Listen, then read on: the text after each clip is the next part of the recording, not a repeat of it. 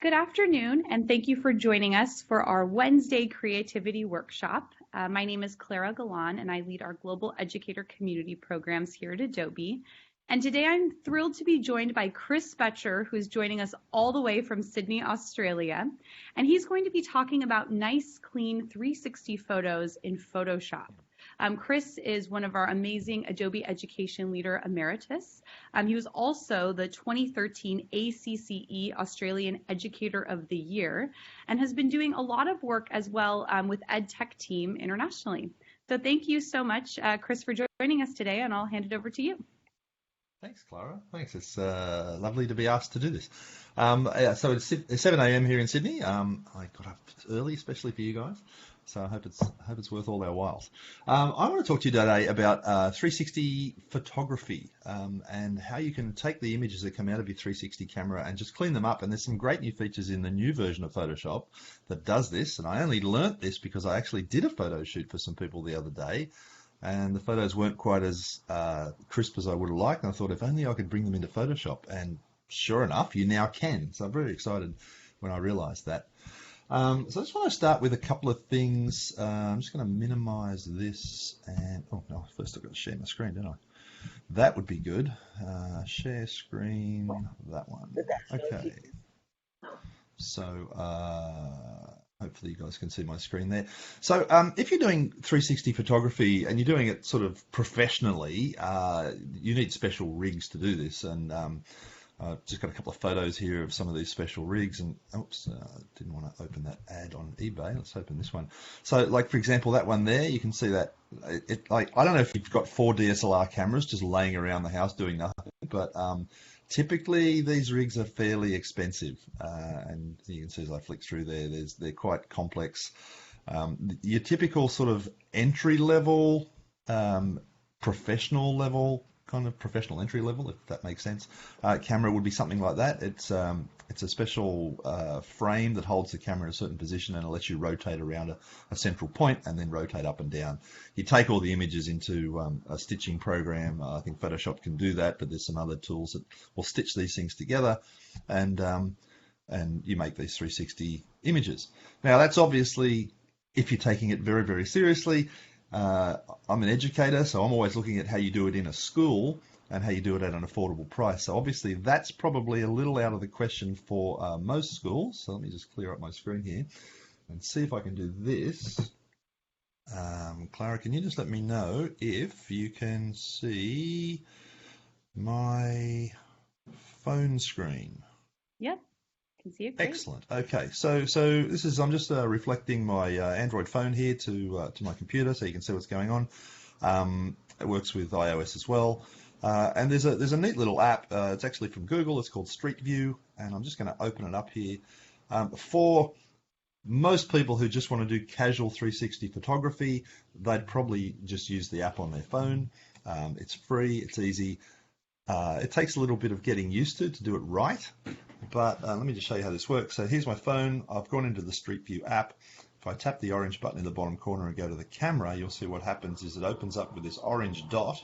And excuse my very messy office, right? But the orange dot and the white circle, if I match those two together like that, you'll see it will take the first shot. Boom, just like that. And then I rotate it to the right or the left, and it takes the next shot. And then I rotate it, and it takes the next shot. And so on and so on. And the idea is you go all the way around, and once you go all the way around, then you point it up, take the upward shot, and then cross like that. And when you do I won't do the whole thing, of course, but when you grab all of these shots together, the phone will then take them all together and stitch them into one single 360 spherical image. All right, let me see if I can get back out of here and back to my screen. Right, so that's sort of how that's the El Cheapo version of how you would make it. Now, of course, where do those photos end up? Typically, where you see a 360 photo is somewhere on Google Maps, or real estate agents are using them a lot now. There's all sorts of places that using 360 photography so people can go in and immersively see what somewhere is like. So, for example, if I go over here to this place we visited while we were at the last Adobe Summit in San Francisco, the Minnesota Street Art Project, if I click on the little peg man down the bottom here, you'll see all these blue lines and blue dots appear all over the map. And now if I just zoom in a little bit here, this is the Minnesota Street Project. If I grab peg man, drag him out the front of which street am I in here? I think it's this street, Minnesota Street. Yeah, I'll try it. I think that looks great. Yep, Minnesota Street. So I don't know if I'm in the right actual part of the street here, but anyway, this is a 360 photo, and as you can see, I'm dragging that around with my mouse, and it's fully immersive. I can look left, right. I can also look up. I can also look down. Now, here's the thing about this. If I just jump out of here for a second. Well, actually, I'll just let me just come back to not sharing my screen because I want to show you something. Okay, you guys see me again now? Yep, we can see you great. Excellent, fantastic. Okay, so I showed you how you do it using a phone, right? And it involves going around in a circle. Now, the catch with doing it with your phone is you often end up with a lot of artifacting because, especially if you're in a busy environment, obviously, if you're taking photos one by one.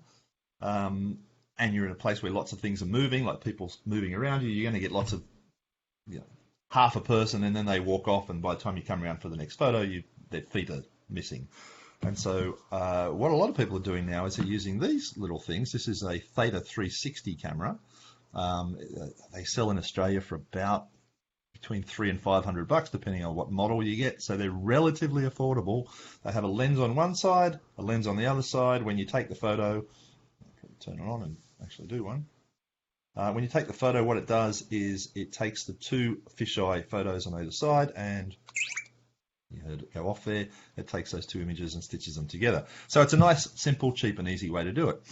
The catch is that when you do it using the phone, although the photos, it takes a bit of technique to get the photos all lined up, and you risk the moving object problem and everything. The nice thing about it is you actually aren't in the photo, obviously, because you're behind the camera.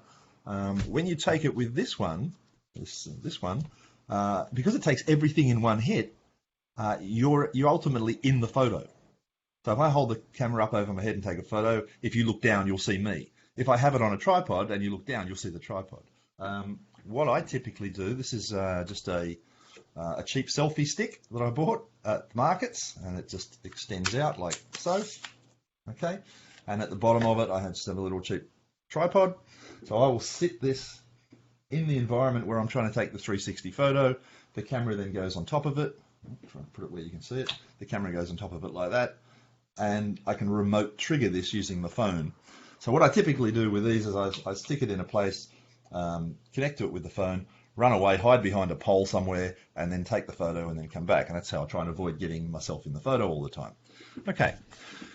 Now, you end up with these interesting photos, and let me open one up for you. So let's switch over to Photoshop. So I'll share my screen. Let me open Photoshop first. That'd be good. Okay. Too many things to juggle. Share screen, Photoshop. There you go. Okay, so you can see my Photoshop screen there, I hope. Oops, yep, sorry. That's great. I can get it there. Okay. Okay, so here's Photoshop, and if I open up one of those photos, and I'll just do this one here, this is what's called an Equi rectangular photo, and this is how they come out of the 360 camera, and you can see it's all distorted because it's taking a spherical object and wrapping it onto a flat plane. So much like you get when you do that to the Earth and maps, you get a lot of distortion, especially around the top and bottom.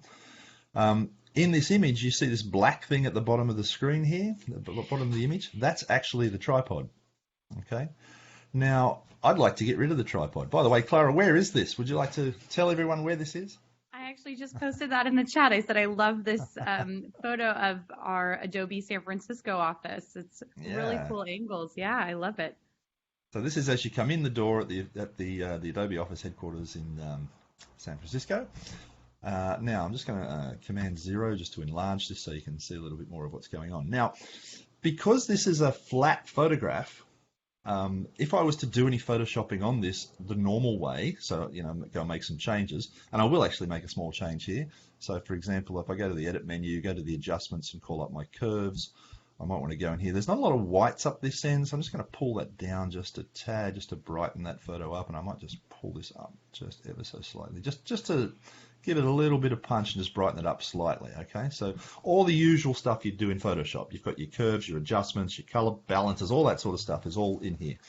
The trouble is, if I just save this image now as a JPEG, it won't be suitable anymore for actually using as a 360 photo. I've basically destroyed it by flattening it out like that and saving it.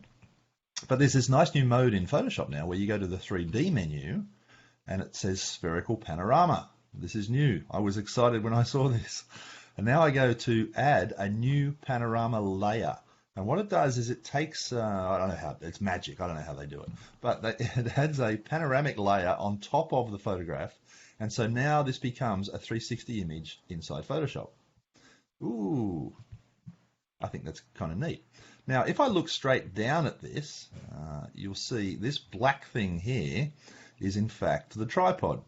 And, if you, well, I can't show you because I'm not on the screen now, but if you look straight down, like the camera's seeing directly down underneath itself and seeing the tripod, you're not seeing the legs of the tripod, fortunately, because it's sort of masking itself with the little stand that the camera is sitting on, but I want to get rid of this stand. Now, there's a few ways we could do this. One of the nice things is that a lot of the masking tools, and especially content-aware fill, actually works inside spherical mode. So what I'm going to do here is just really simply grab my lasso tool, just draw a lasso there around the shape that I want to get rid of. I go to the edit menu and say fill. Oops, I think I got stroked by mistake there.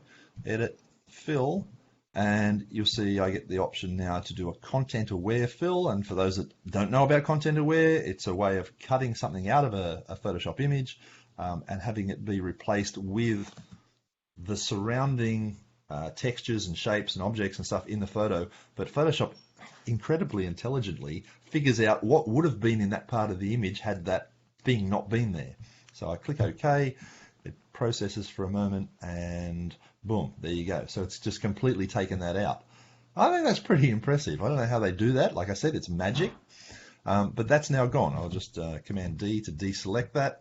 And now if I was to go back to normal spherical mode, and you see I'm now looking around, someone would look at this image now and go, wow, I wonder where the camera was. And they look down, wasn't there. Was it suspended by a string? I don't know. It must be magic. So I think that's kind of nice. Now, the other thing you can do here is, this is the Adobe head office, right? I was kind of surprised that there's no Adobe sign on the wall up here. Clara, you need to get onto that. So what I'm going to do, I'm going to put one in here for you. So what I'm going to do is what I would normally do in Photoshop, go to the File menu, go to Place an Object, and I'll do it as an embedded object. And in my little collection of stuff here, I've got a folder called Logos, and here is the Photoshop. Here's the Adobe logo. So I'm going to take this logo and place this in the image, like so. And now it's obviously too big. One of the features in the new version of Photoshop, caught me out, probably caught you out too, is you used to, if you had an object like this that you brought in and you wanted to scale it, you grabbed it by a corner, held down the Shift key, and scaled it proportionally. Scaling proportionally is now the default in the new version of Photoshop. You no longer have to hold the Shift key. In fact, if you hold the Shift key, it will deproportionalize it instead and allow it to stretch out of shape. So that's a good thing to know. So I'm just going to drag that down there, make it a slightly more realistic size, stick it on the wall there where I think there should be a nice sign saying Adobe. And I'm going to say OK by clicking on the Enter button, and it locks that in. Now, it looks just a little bit fake at the moment. That red's just popping just a little too much on an image. So I'm going to go down to the blend modes, right, where I'm going to blend that layer with the layer below it. Another feature of the new Photoshop is blend modes are now live previews. So before, if you were blending, you had to, is it multiply? Is it color burn? I don't know what it is. And you'd try all these things and you'd undo between each one. Now, as you go down through these things, you'll notice that they are doing live previews. That's kind of a big deal. I think multiply looks good in this case, so I'm going to add that there. And so we now have the Adobe logo floating on the wall. Now, there's one small catch still. That looks pretty good, but if I was to go back to my Move tool and rotate this 360 image around, watch what happens. Okay, the Adobe logo isn't staying where I want it to stay. So let's undo that and put it back there. What I need to do is go to the Layers panel, select the logo layer, right-click on it and say Merge Down. So I'm effectively merging the image of the logo down into the image of the 360, so they now become one image. And so now when I move that around, you'll see that Adobe logo now stays on the wall where it belongs. You can never have too much branding, I think. So what I'm going to do is I'm going to also put an Adobe logo on the bench here, because I think that'd look good. So let's go, same thing again, we'll go File, and we'll go Place. So I'll do it embedded again. We'll grab that Adobe logo one more time. Place that, and so there it is there. Now, I want this Adobe logo to actually look as though it's printed on top of that bench seat there in the foyer. So this time what I'll do is I'll go to the Edit menu, go to my Transform Controls, and choose Distort. And then grab it by the corners, and I'm going to stretch that one down there, this one up here, and grab this lower corner here and pop it in that corner, and that one's going to go there. So now it kind of, I want it to look like that's just basically printed on top of the seat. And again, it's a little too bright, so I'll go back to my blend mode there, and I think multiply is the one I want. Oh, there you go. So now that kind of looks to me like that would be pretty good. I need to merge it down one more time, because remember it's sitting as a layer on top of the 360 photo, and I need to now make it part of the 360, so I'll merge it down, and boom, so there you go now. And the neat thing now is if I move this around, that logo now appears to be part of the scene.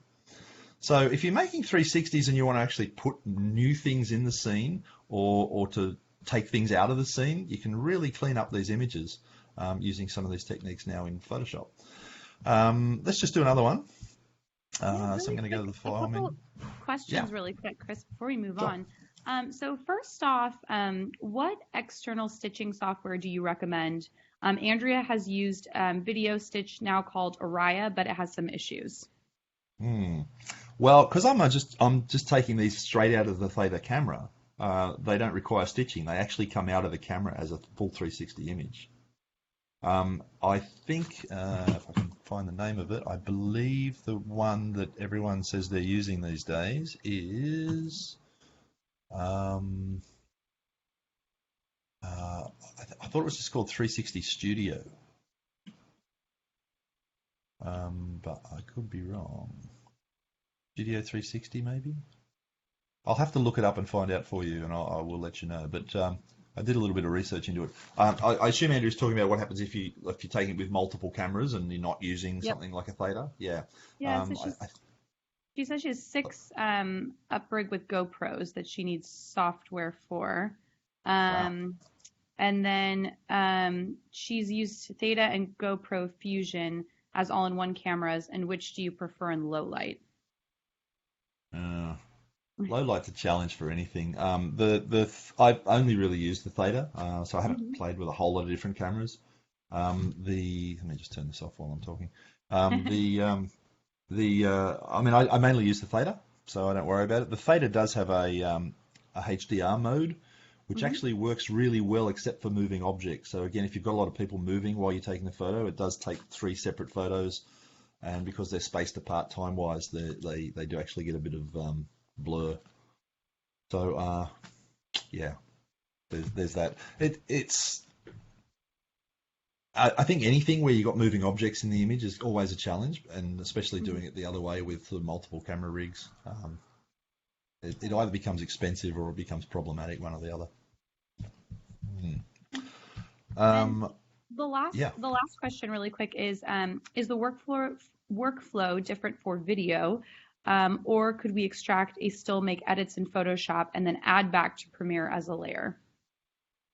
Well, as far as I'm aware, the workflow in Premiere is quite different. I'm not the expert in that. I have done a little bit of video, 360 video in Premiere. I know it does it. I know it's quite easy to do it. but it does involve some pre and post preparation of the files, depending on how you get. I mean, if you're taking it off of Theta, you will actually get two spherical images, which you've got to use some software. I can't think what it's called now, but it stitches those two halves together into a rectilinear video, which Premiere can edit. And then once you export it out of Premiere, then you've got to use a little tool to inject all the 360 metadata back into it. Otherwise, Street View or Facebook or whatever is using that video isn't aware that it's 360. So definitely doable. I'm not sure what the workflow is between Premiere and Photoshop in terms of that particular question, but definitely worth checking out. Okay, I thought what I'd do is jump back into Photoshop, which hopefully you can now see again, and let's try something else. So I'm going to go into Photoshop and open another image here. And I mentioned the Minnesota Street Art Project, which we visited when we were in San Francisco. And so I took a couple of photos while we were there. And so here it is here. Here's the art space. Now, Minnesota Street Art Project is a community art project in Minnesota Street in San Francisco. And it's a community art making space. And there's a gallery and whatnot there, but there's also some art making spaces, some rooms, and I believe Adobe actually sponsors one in that space, and this is a photo of it. Let me just enlarge that, Command 0, and so you can look around there and see that space. Now, same kind of deal. I'm just going to go into the 3D menu up here. Well, actually, you know how I applied that global change before? Like I went to curves and I sort of just brightened up the image a little bit. One of the really important things in the workflow for dealing with 360 photos is if you're going to do any overall adjustments, so things like changing the contrast or the brightness or the curves or whatever, you must do them before you go into 360 mode. Okay, and one of the reasons is you can imagine if I started to sort of, brighten up one side of the image and not the other side of the image by sort of manually sort of putting, using the brush to brush in some brightness or anything like that. When I wrap it around, it's obviously not going to match up very well. So anything that affects the entire image, do it before you go into 360 mode. So same deal. Let's just go into curves. Let's see what's going on here. So I just like to brighten these up ever so slightly. I think it makes them pop. Let's try that. Okay. So you can fix that however you like. Now, now I've done that. I'll go into 3D mode, Spherical Panorama, and choose a new panorama layer. And by the way, I could have, if I wanted to, under that Spherical Panorama, I could have just imported that photo directly. I don't know why I've gotten to this workflow of just opening it up and then turning it into a panorama layer. I think the reason I do that is so that I can apply those sort of global adjustment changes. But you can actually import the panorama directly in, but if you do that, beware, you won't be able to make those global changes to the image. Okay, so here we are in 360 mode, same sort of deal. If I look down on the table here, you can see there's the tripod head again. Same deal, let's just try it. I had to play with this one the other day. This is a tricky one because the table's so blotchy here. Oops, I'll be a little more careful with that. I'll just go around that shape like that. And we'll do the fill, and we'll do content aware, and say okay. It's going to sort of take that out. That did a pretty good job, not bad. What I'd like to do with this is just do it one more time. So I'm doing a content aware fill on the content aware fill, and sometimes you can actually just sort of smooth out the sort of any roughness you get there. So I'll just do it a second time and see how this looks. Deselect. I think that looks pretty good. You probably wouldn't notice that there was something there previously, and it's done a nice job of sort of just replacing that randomness on the table. So, I mean, that works right now. If I go down there, you can see I'm moving around my image, looking around the room. Where's the camera? Oh, don't know. Where's the tripod? It's gone. It's magic. So one of the other things that people like to do, though, with this stuff, especially if you're doing this for all the real estate agents will do this. They will actually brand the real estate agency with a logo or a label of some sort where the camera was. So, and if you do that, you actually don't really need to take out the camera. You just replace it over the top. So let's look at how you do that. I'm going to go, just like we put objects in the scene before, I'm going to go down to the place menu. And I've created a couple of little things here. If I go to this logos folder, so I've got this. I'll do this. So I've created a folder here, a file here. It's just a white circle with an Adobe logo in it. And I'm going to use this. I'll stretch that out, make that a little bit bigger. And you notice when I put it in place, I get those pink lines that appear. They're just the guides. And very conveniently, the guides that show up line up exactly with the axis of the camera itself. So now if I was to rotate this picture around, oops, what have I done wrong here? Oh. That's right. Oh yeah, okay, I grabbed the wrong thing. You can see if I was to rotate that, the logo actually stays in the right space there and the image rotates around it. So, Clara, are you still getting my video? Yep, I can see it great. Ah, okay, I just got a message saying that the video wasn't sharing. Oh, that was you. Okay, right. Yeah, so I like the fact that it is smart enough to figure out that is the axis of the camera. So you can rotate that around and put it whatever angle you like. So I'll do it like that because that's facing the door if we do it that way. Then same deal, of course, we need to merge that down and boom, and now that logo becomes part of the scene. And if you want to sort of brand things with little logos like that, you can. So that's another way you can clean up these photos. So that's just a couple of techniques that I just wanted to share with you about sort of using this new feature in Photoshop to bring in your spherical photos, do any tidy up using all the great tools that Photoshop has in terms of brightness and contrast and color and all that sort of business. But then using the ability to overlay things either on the image, like putting in logos like that, or using things like content aware fill to paint things out and actually sort of clean up evidence of tripods and stuff. I saw a 360 photo a while back, and it was as though, in fact, I think it's, if you go to Egypt in Street View and you look at the pyramids, there's a whole bunch of photos there that look like they're taken from just hanging in the air. And they were obviously taken from a plane or a balloon or something, but they've painted out the balloon. And so it just looks like your viewpoint is just hanging in space. And it's quite an interesting look, I think, when you actually have no idea where the camera was actually placed. It just adds a little bit of magic to the photo. The last example I wanted to show you. And quick question, Chris, about that too. So when you export your photo out of Photoshop, how do you set your 0 or starting point for the viewer? That's a good question. I haven't had to deal with that one. The answer is I don't know. But I'm making a note of these questions because I'm going to try and find out. Yeah, well, we can help that. We can always reach out to the team and find out too, Andrew. Yeah, absolutely. If I just go back in here, I've got one more example I wanted to do here. Okay, so here we are down at Pier 39. And you'll see, well, I don't know where all the seals are this day. They were off on a holiday. There's normally seals all over the place here, isn't there? I think so. Yep, that's it. Usually. I love the photo, though. It's really cool. Now, the thing about this photo, and I'm going to do a real rush job on this, so if I spent more time on this, I'd do a better job, but just real quickly, just maybe sort of just tidy that up and just brighten it up ever so slightly. And if I zoom in on this, you'll see there's me, right? And I'm actually holding the stick in my hand, and my friend Kim looking very bored next to me there, right? But if I just move down here, you'll see that this black thing down the bottom of this is the flat image, right? The black thing there, that's the camera at the end of the stick. And you can see the evidence of the stick here. I'm holding it in my hand. You can see a little bit of the stick there. You can see the shadow going across the pole there, the wood.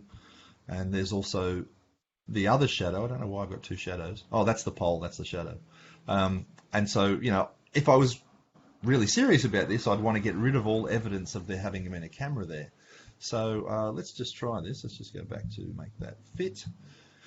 And go to 3D mode, Spherical Panorama mode, and we'll just do that. Okay, so we're now in this spherical mode again.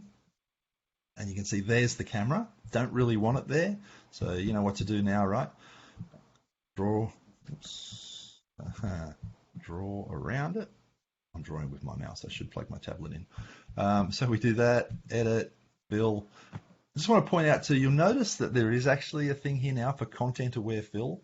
And there's a new mode in this new version of Photoshop that has its own content-aware fill dialog box that actually lets you add in or subtract parts of the image that you want to be included in the content-aware fill. It's a really neat feature. Unfortunately, it doesn't work when you're in spherical mode.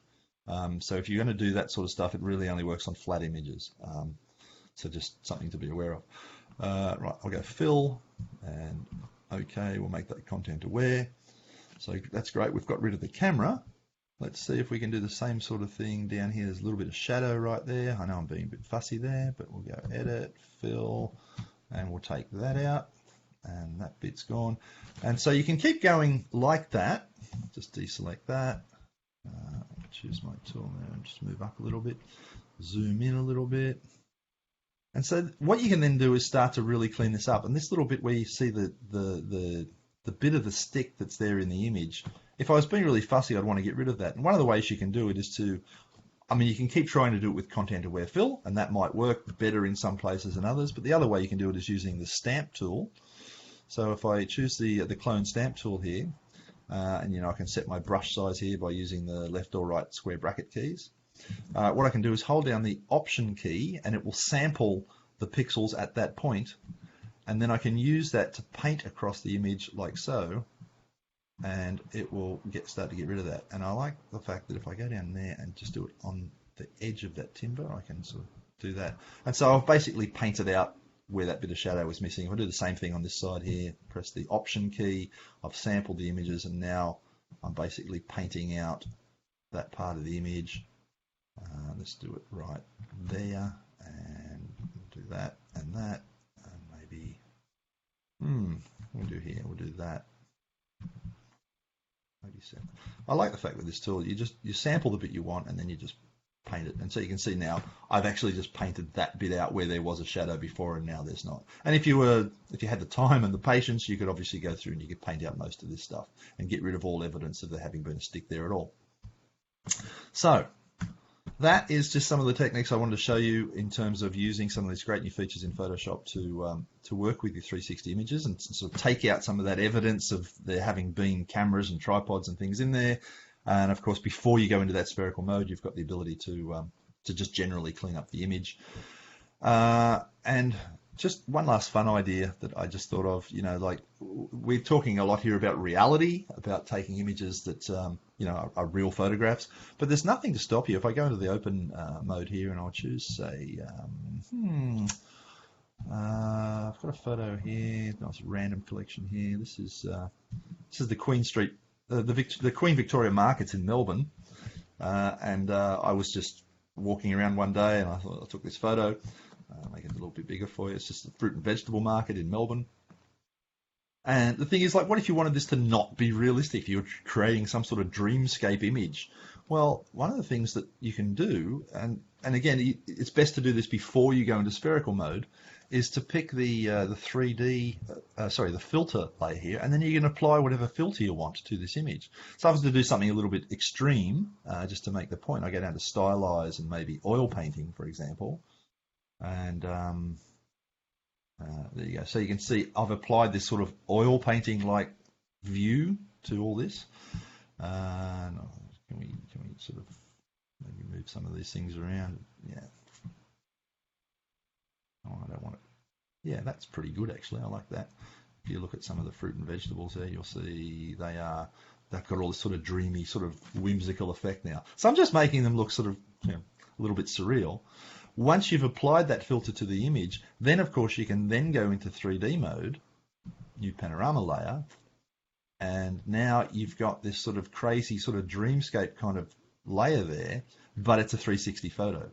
And so, I don't know how you'd use that, but I just love the fact that it's possible. And I'm sure, if you want to get creative with stuff, you could take some actual photos and bring them in here and turn them into sort of crazy dreamscape landscapes or whatever it is you want to do with all those filters and everything else you can do in Photoshop.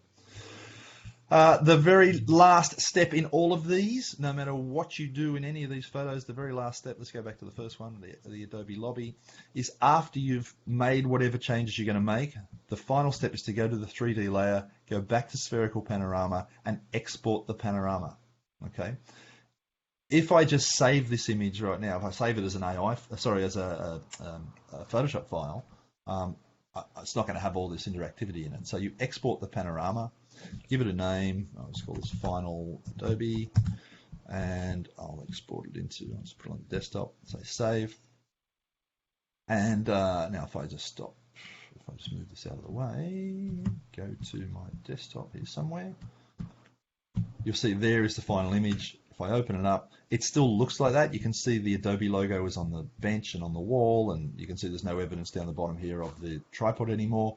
That is still a flat equi-rectangular image, but if I was to open it with a 3D application, it now is still recognized as a 3D application, as a 360 application, because it's got the metadata injected in there by Photoshop as you export it out.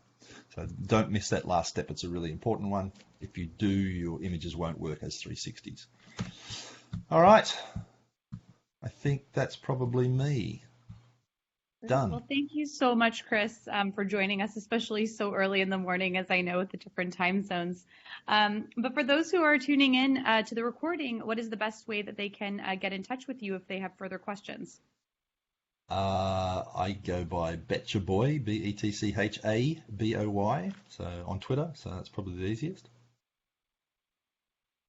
Perfect. And I'm just posting that in the chat here. And I had posted your website and Twitter and edX earlier.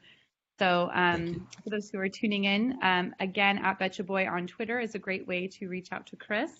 And thank you again so much for joining us. And be sure to join us next week for our next Wednesday creativity workshop at 12 o'clock noon.